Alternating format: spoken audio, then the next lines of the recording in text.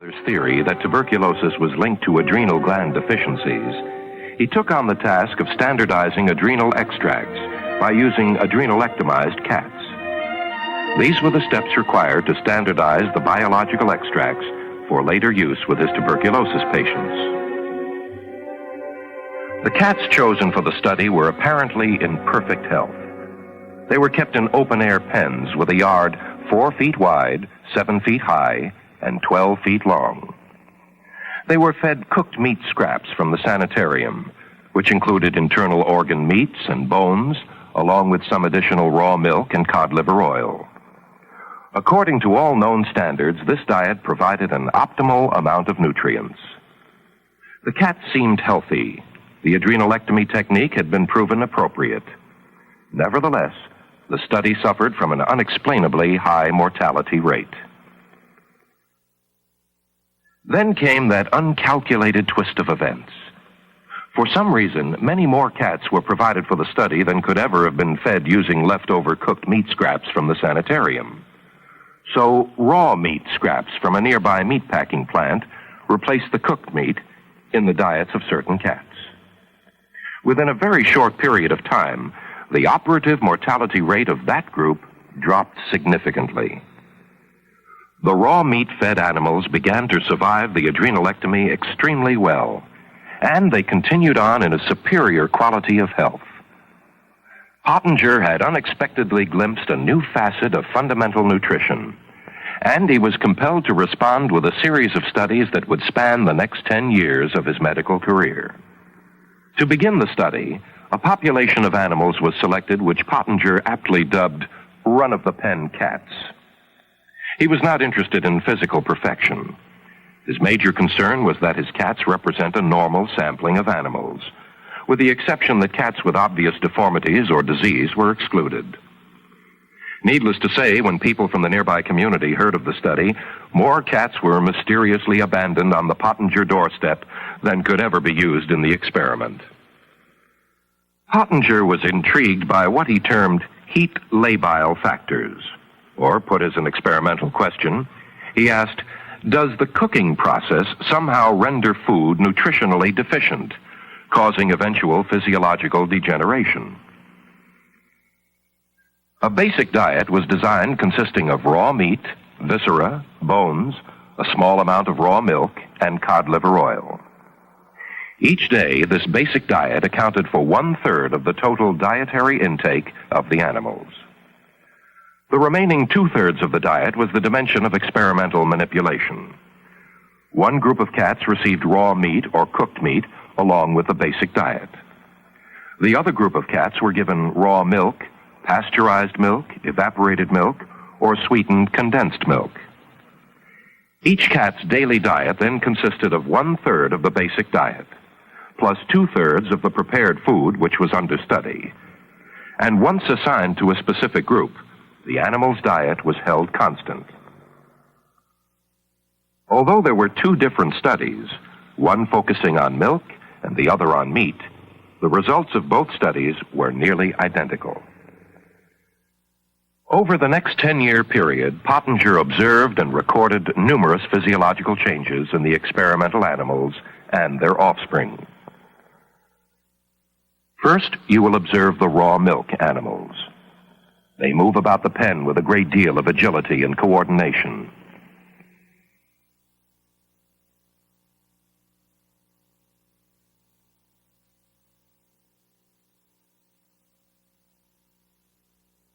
Notice the sheen to the fur and the normal sexual interest displayed toward the male in the next pen. As would be expected, they land on their feet when thrown in the air. The pasteurized milk-fed cats, shown here, move about the pen in a manner quite different from the raw milk cats. The cat in the foreground actually developed arthritis during the experiment. They are lethargic, much like animals in a zoo.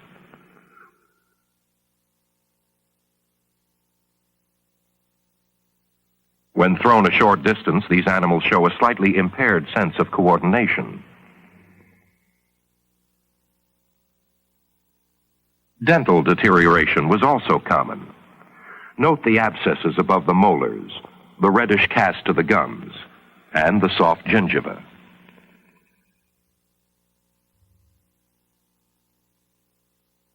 With evaporated milk, there was even greater deterioration. When the study was begun, this cat was better developed than any animal shown thus far. The sweetened condensed milk-fed cats not only had their milk heat processed, but there was the addition of sugar. They are nervous animals. Again, there is marked deterioration in coordination and dental abnormalities. Notice particularly the abscesses and the purple tone to the membrane of the mouth.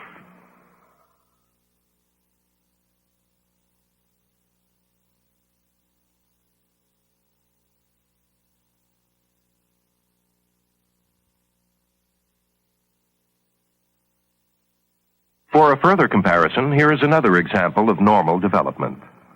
Notice the firm gingiva, the normal coloring tones, the beautiful broad mouth, the full jaw with obvious power. This animal happens to be a male, but the comparison is nonetheless valid. Here is another illustrative comparison. The raw milk female gets in 20 or 30 licks for every one of the pasteurized milk female, then leaps away in disgust. These were all first-generation animals, born of theoretically healthy parents, and who themselves were healthy at the beginning of the study. Disturbing as these observations might be, the impaired balance, the lack of energy, the dental deterioration, some of the most significant findings emerged as Pottenger extended his study down to the second and third generations. Almost immediately, Pottenger noticed that animals fed the raw meat diet for 2 generations appeared larger than the same generation of cooked meat cats. At 16 weeks, this second-generation raw meat cat weighs 2,000 grams, while the second-generation cooked meat animal only comes up to 1,600 grams. Compare the black kitten with this raw meat kitten. The sheen, the sparkle of the eyes, the well-developed face. Nutritional studies often look at skeletal development as a rather vital index of dietary sufficiency. This is a raw meat animal with the full, round face. A later examination of the skull showed a firmly developed zygomatic arch. The frontal sinuses were complete, and calcium content of the bones throughout the body ranged from 12 to 17% by weight. The skulls of adult cats with a long ancestry of raw food diets are surprisingly constant. Here we find the development of a second-generation cooked meat animal. The head has begun to flatten and is actually smaller than the comparable raw meat cat. The skull shows the major reasons for this change. The zygomatic arch is not completed. The nasal development is somewhat irregular, and the calcium content has fallen to 10%. Third-generation cooked meat animals show the most remarkable skeletal change. The skull is considerably smaller. It is flat with pointed features. The skull shows a poorly developed zygomatic arch. The bones are paper-thin and soft like sponge rubber. The frontal sinuses had developed in a peculiar fashion, and the calcium content of the bones had fallen to a low 3% by weight. Activity level is another index of interest. In this pen, there is an obvious difference in activity level between the raw meat animals and the cooked meat animals. One of these cooked meat kittens actually had a broken back resulting from a failure in development. Moving into the third generation of experimental animals, the degeneration was even more pronounced. The smaller animal is a cooked meat kitten and is actually the oldest of the 3. The kitten on the left is a second-generation raw meat cat, and the one on the right is a second-generation cooked meat cat. Here is a second-generation cooked meat mother with her third-generation offspring. She has a male body configuration. Her offspring developed nasal and ocular allergies. From this same litter came an asthmatic kitten, purportedly the first to be reported in the research literature. Again, there is marked dental deterioration, abscesses, poor coloring, and gingival irritation. Pronounced exhaustion was a typical observation among the third generation of cooked meat kittens, as well as impaired coordination. This third generation cooked meat kitten had over 24 fractures resulting from a failure in development. And finally, this little third generation cooked meat kitten was unable to release its claws from the hardware cloth and probably would have died had not the assistant taken it down. At this juncture in the study, a most interesting development emerged. The cooked meat cats were unable to successfully reproduce after the third generation. Most were void of sexual interests, and those that had attempted to mate could only produce stillborn litters. On the other hand, the raw meat animals continued to reproduce healthy offspring generation after generation. The notion that specific nutritional factors in food may be destroyed by heat processing is obviously not far-fetched. Physiological deterioration down the generations is quite graphic, and according to Pottenger, the process was found to be reversible only with great difficulty.